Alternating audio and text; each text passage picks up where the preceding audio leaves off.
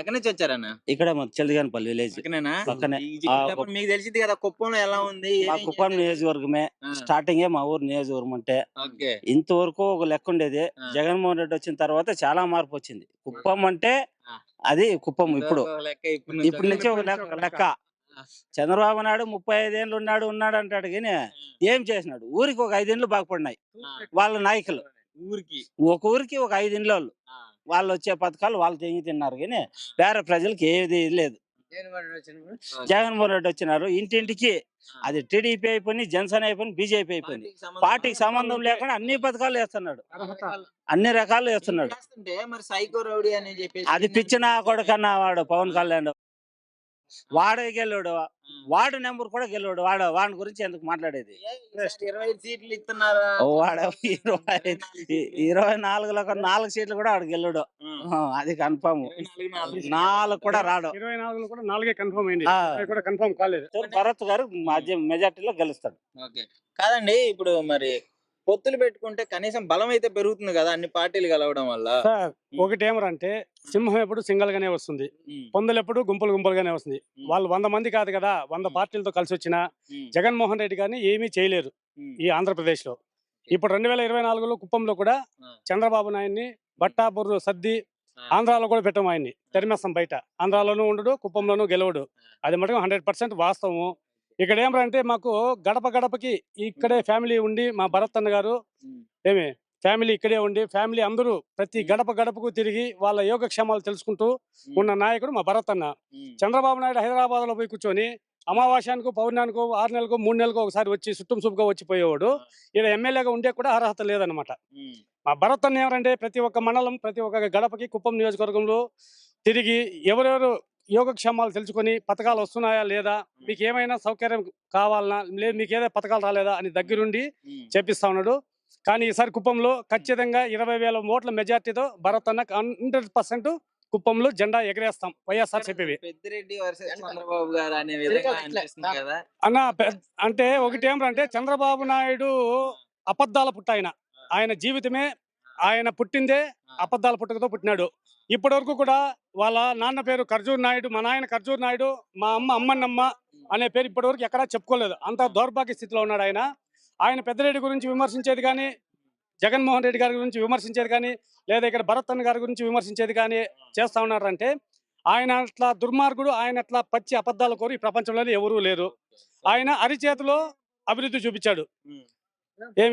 ఆయన ఏమీ చేయకుండానే నేను అవి చేస్తా. ఇప్పుడు 2014లో 600 హామీలు ఇచ్చాడు. 600 హామీలు అంటే 52 పేపర్లు ఆయన ఇచ్చిన హామీలు. ఆ 600 హామీల్లో 52 పేపర్లో ఏ పేపర్ తీసుకున్నా చర్చకు మేము చిన్న కార్యకర్తము మేము సిద్ధంగా ఉన్నాం. 2014 మేనిఫెస్టో మాకు తీసుకొస్తాము.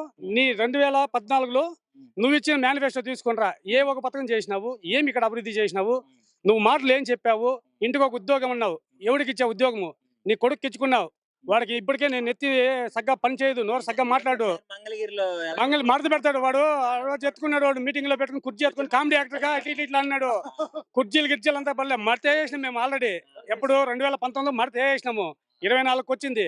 ఈ 2024లో పూర్తిగా మడత వేస్తాము. ఏమి అబ్బా కొడుకు వాళ్ళ మామ బాలయ్య మొత్తం కట్టుకొని కృష్ణానదిలో, గోదావరిలో దూకాల్సిందే, తప్పదు.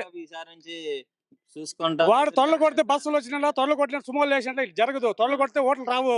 అభివృద్ధి చేస్తే ఓట్లు వస్తాయి. తొడలు కొట్టి నాకు ఓట్లు వేయండి, తొడలు కొడితే సుమోలు వేసేది సినిమా కాదు, నిజ జీవితం ఇది.